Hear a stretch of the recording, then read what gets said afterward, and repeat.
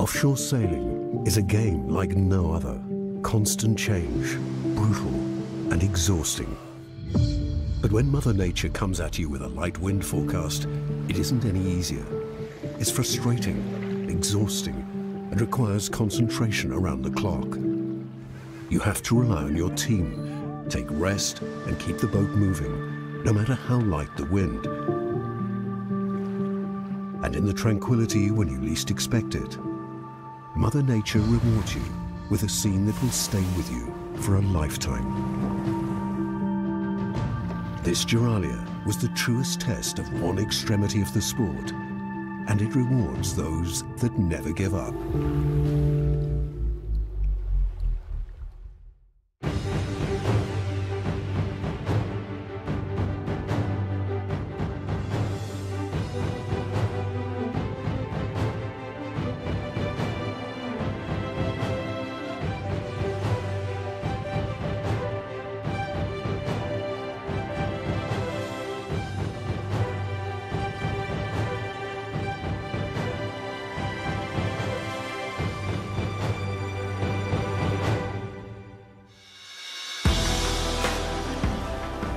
The Rolex Geralia returns to its classic route, 241 nautical miles from the stunning waters of Saint-Tropez, France, around the Geralia Rock off Corsica onto Genoa, Italy. The course will test teams that are pushing the boundaries of design and innovation to classics of the sea. Professionals and Corinthian crews combine to make the 69th edition a truly spectacular adventure. Saint-Tropez is a renowned nautical hub, and 141 teams descend this year on its beautiful waters. With COVID restrictions eased, the Yacht Club Italiano, who is supported by the Société Nautique de Saint-Tropez, are both fully committed to the spirit and appeal of this historic competition.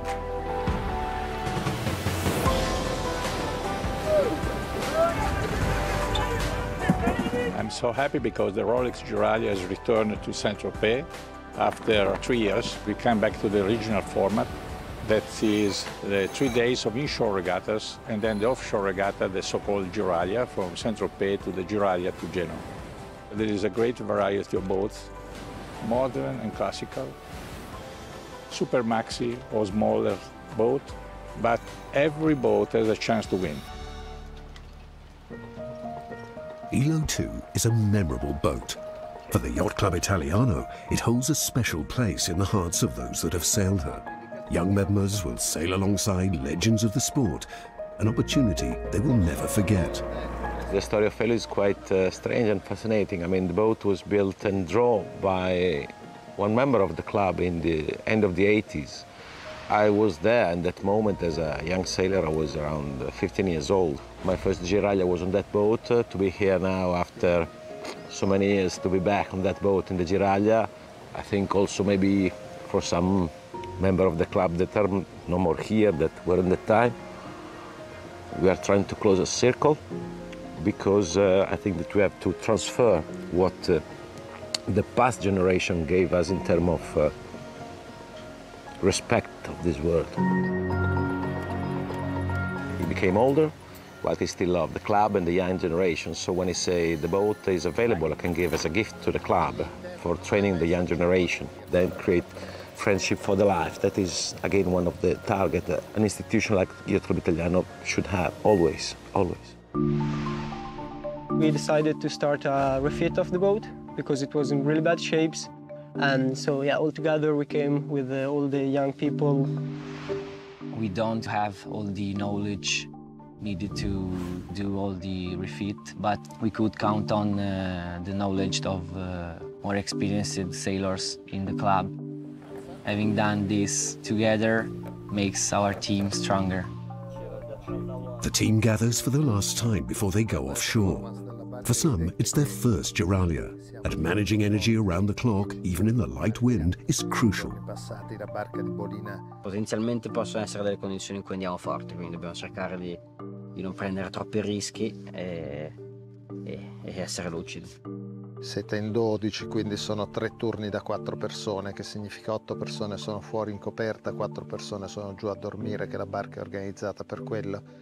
e chiaramente in ogni turno ci deve essere un timoniere, un randista, un trimmer del fiocco, dello spinnaker e un prodiere. Mediamente mi metto sempre un po' fuori. I think it's a positive goal to give back a bit of the luck that I had in my career and give it to younger generation and teach them how to sail professionally eventually. Quanto vicino si può passare a questi attaccati, no? Ok.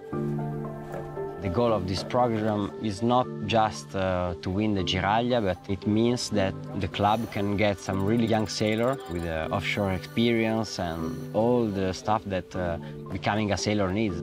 If we are able to do this, I think that we can say that we are winning. It's the morning of the race, and the teams are preparing for a light and technical start. Due to external obligations, the race committee have shortened the course, pleasing the sailors and now skipping the inshore turning mark, sailing directly to the Giraglia Rock off the northern tip of Corsica and then north to the finish line, just outside the Yacht Club Italiano in Genoa. It's an unusual forecast. Exceptionally light winds means it will be a race against the clock. It will be the lightest Rolex Giraglia race since a long time, and probably some boats will struggle to reach the time limit in Genoa.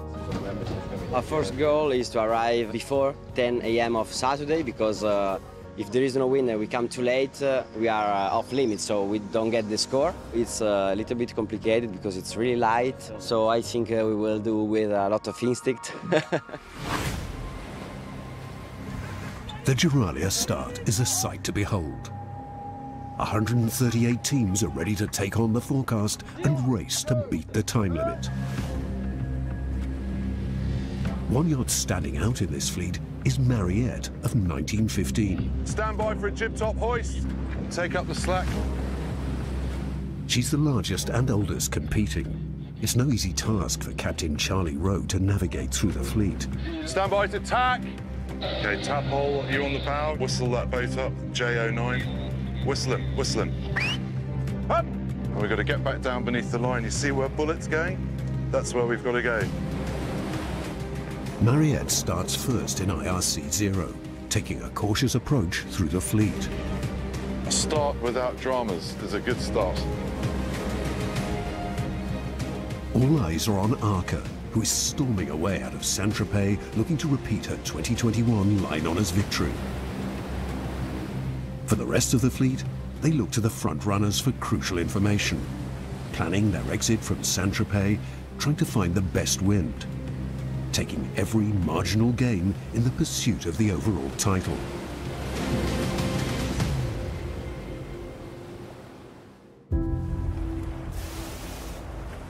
As the fleet settles into their first evening of the race, pods of whales and dolphins join them, a firm reminder that they share these beautiful waters with incredible creatures. A front pack is formed as they race towards the rock. Arca, Tango, Bullet, and Magic Carpet Cubed, all chasing line honours. By sundown, and hours from the rock on the first evening, Magic Carpet Cube's strategy is paying off as they play the pack in the middle of the fleet. With terrible choices to make between going south, north, or going straight along the rum line. Right now, we're pretty much in the middle and seem to have done pretty well with that. But there's still a long way to go, and the threat can come from either side. Moonlight illuminates the rounding of the Giraglia Rock for the fleet leaders. Arca sail the inside line closer to the rock, stealing the wind from Magic Carpet Cubed, taking a narrow but crucial lead. The Line Honours title will come down to the home leg. Arca faces a real fight, as behind them is a pack capable of pouncing on any mistake, and the forecast of no wind on the final approach will test the tactics of every team. Further back in the 100-footers is a yacht steeped in history that is taking on the Giraglia for the first time. Mariette of 1915 is a stunning twin-masted schooner built by the legendary Nathaniel Herreshoff in Bristol, Rhode Island. He was recognized as the foremost yacht designer of his day and was frequently called the Wizard of Bristol. Every winning America's Cup yacht from 1893 to 1934 was built by the Herreshoff Yard. And now Mariette is maintained in Falmouth, UK by the Pendennis shipyard and is still actively sailed over 100 years on.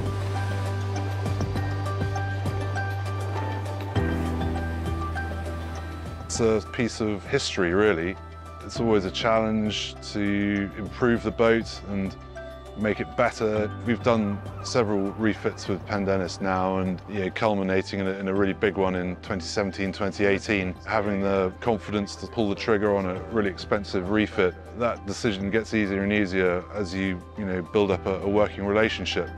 Charlie's a fantastic guy. Sailing with him is probably one of the things that will rest in my memory for many, many years. The spirit on board a classic yacht is fantastic, and Mariette, will deliver, no doubt. So whoever's on board the boat during the race will have a great experience. It's a privilege to sail on a boat like Mariette. The last refit was massive because every last bit of engineering came out of the boat. All the plumbing, all the electrics replaced. A new deck, about 40 square meters of hull plating, several cabins rebuilt from the ground up. So to cram all of that into a 9-month period, was really sort of quite ambitious. There's a lot of responsibility taking on a refit like that. So key to it for us is making sure you have the right quality of people involved. And we've got over 450 people here, but everybody would be sticking their hand up to work on Mariette due to the sort of history, the prestige of the boat.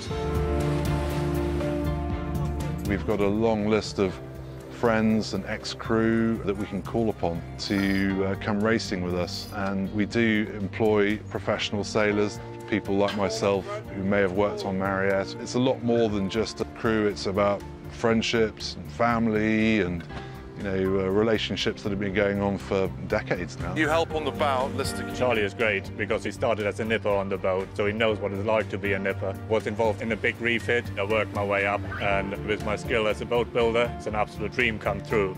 Always compare it with an art historian who gets to look after the Mona Lisa. The only difference for us is we take the Mona Lisa out across the Atlantic. It's a great spirit. Everyone needs to know exactly what to do and when. And when it works like clockwork, it's magic.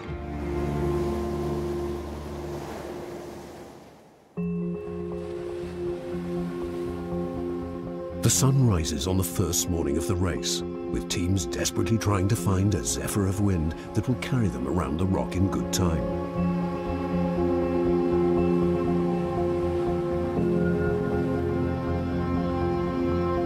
A steady breeze develops, with crews delicately rounding the rock. They make a turn for the northward leg of the race.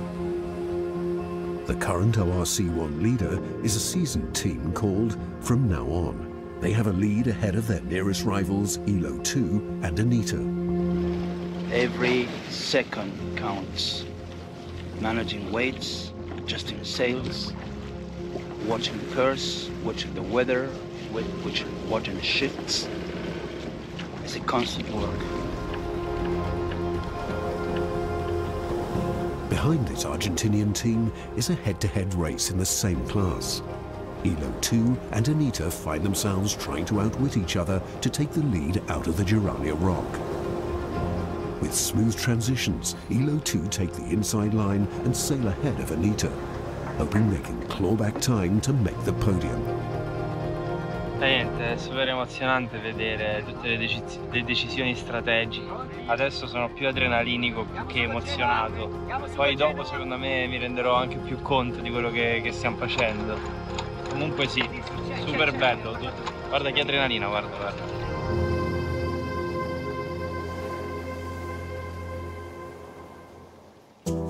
Meanwhile, back ashore, the youth program of the Yacht Club Italiano never rests. And Olympian Anna Barabino is guiding the next generation. Ok, vira, vai. Più forte. Diciamo che quando io ho iniziato non c'era quasi l'allenatore, almeno io non ho avuto un allenatore. Era un po' uno sport autodidatta. Ho sempre lavorato per i giovani ti prende tantissimo tempo.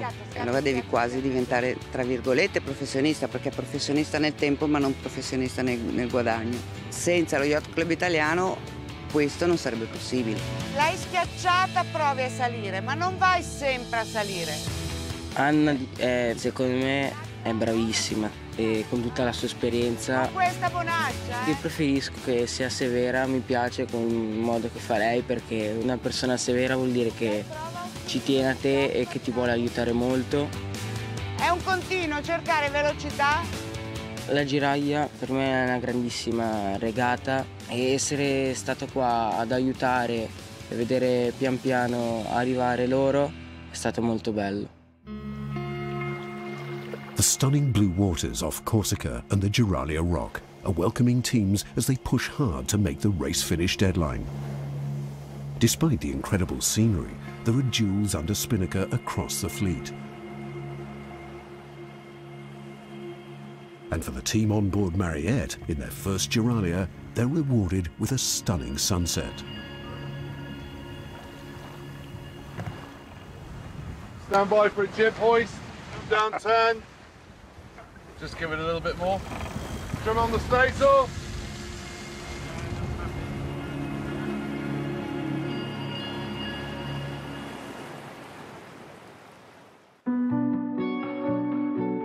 Chasing line honours is Arca. They're in defensive mode, holding off Magic Carpet Cubed and Tango all the way to the final moments of the race. As the sun goes down, the wind goes with it. Arca is taking the direct route to the finish line, with Magic Carpet Cubed heading inshore. This move was their last roll of the dice, and they're sailing at a faster angle in dying wind.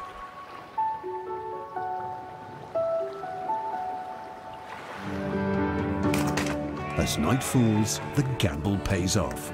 They overtake Arca to take line honours by nearly 26 minutes. It's so difficult to win this race. Everything has got to just go right for you. And I have been beaten at the last moment several times. It's heartbreaking. So I know what the other boat feels like. While the Magic Carpet Cube team celebrates their third Giralia victory, most of the fleet is still at sea. Sailing at night is one of the rewards in offshore sailing, but it comes with its own challenges. Doing well at the moment and just ticking along. Sailing at night is, really special. You feel very in the middle of nowhere, and it's like a kind of raw feeling, especially when it's a clear sky, and it looks incredible. Definitely have to change the way you do things, utilising red light and being a bit more aware of your surroundings and what's on deck. With the amount of lines that we've got out at the moment especially, you need to think about what you're doing first before doing it and just slowing everything down. Not a lick of wind, but the kite's still just about full. I think everyone else is in the same boat as us. Almost the entire fleet has becalmed, okay? Are they? 13 miles ahead, I've got 2 boats that are just going nowhere. Oh, it's going to be a long race.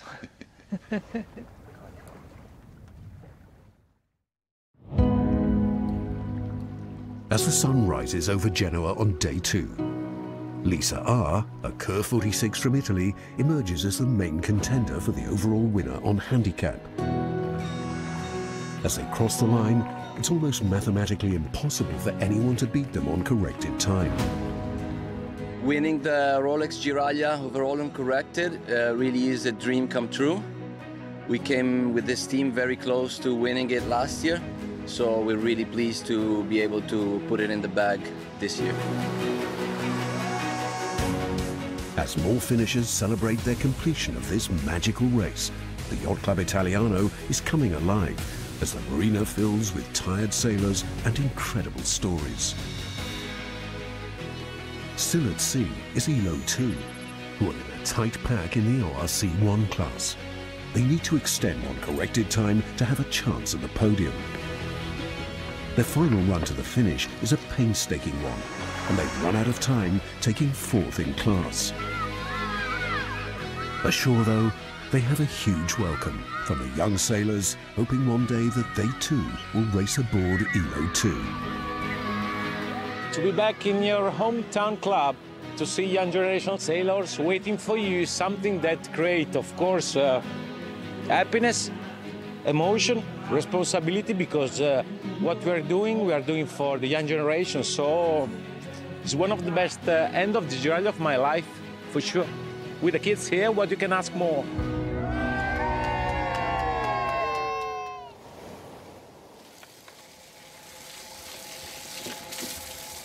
For Mariette, life on board is somewhat different to the modern racing yachts. Let's go for my potatoes, pork belly.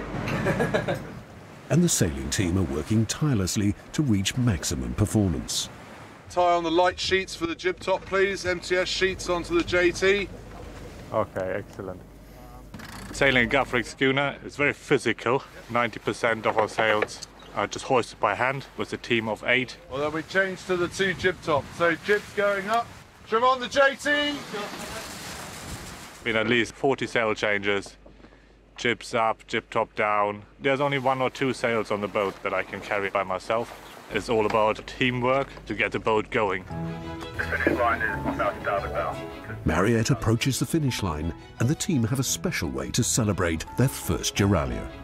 We'll need 16 glasses for champagne, please. All right. Okay. Well done. Great thing about this race is that it really feels like you're sailing in a sort of stadium.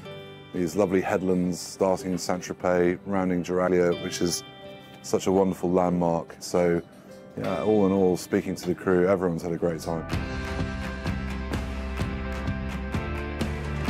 With time now up, competitors gather to celebrate the class victories, line honours winner, and the most coveted trophy, the overall winner on handicap. The Rolex Giralia draws to a close, with 107 boats managing to finish within the time limit. A beautifully testing race where perseverance and fortitude shone through. L'atmosfera della Giralia è stata bellissima anche in quei momenti difficili. It's another kind of experience. You have to be more patient and more persistent. It's quite magical at night to feel the boat moving with 1, 2, 3 knots of wind. Great to participate in such a fabulous event. It was a beautiful location in France, beautiful location here. Just seeing so many boats surrounding you was fascinating. It was great spirit overall. Next on Spirit of Yachting, the TP52 World Championship from Cascais, Portugal, where the Atlantic coast provides big winds and swell for a thrilling showdown.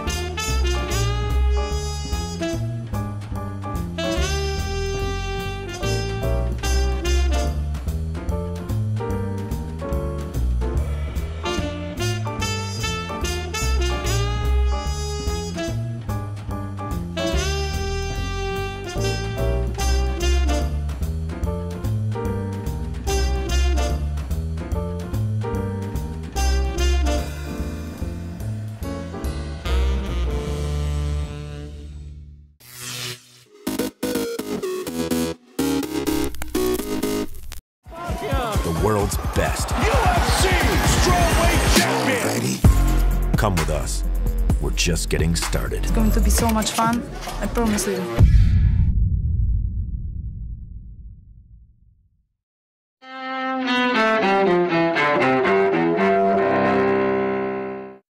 September 25th, 1957.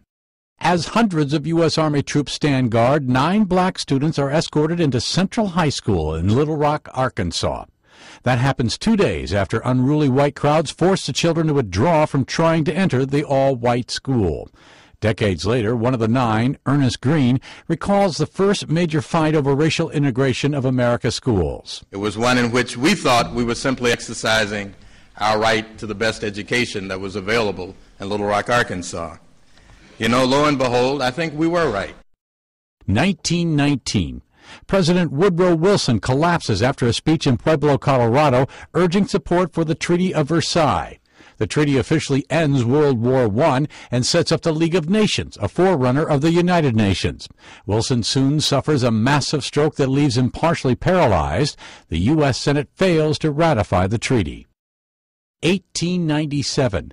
William Faulkner, considered one of the great American novelists whose works include The Sound and The Fury, is born in New Albany, Mississippi. 1931. Barbara Walters, the TV newswoman and talk show host, is born in Boston. Her career milestones range from The Today Show and 2020 to The View. You win some and you lose some, and I guess the only difference now is that I'm very happy when I get there, and I don't want to sound like the world's mellowest person, but if I don't, it doesn't kill me anymore.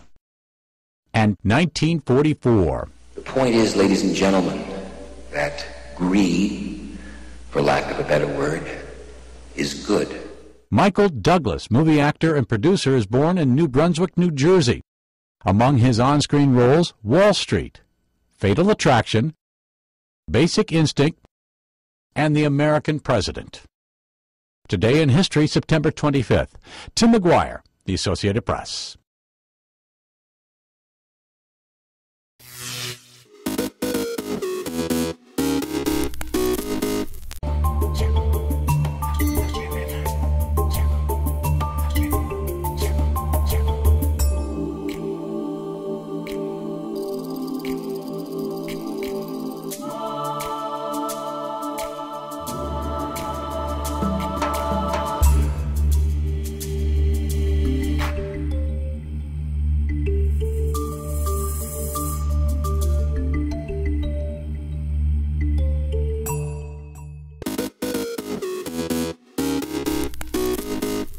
Welcome back in our studio, and in today's news,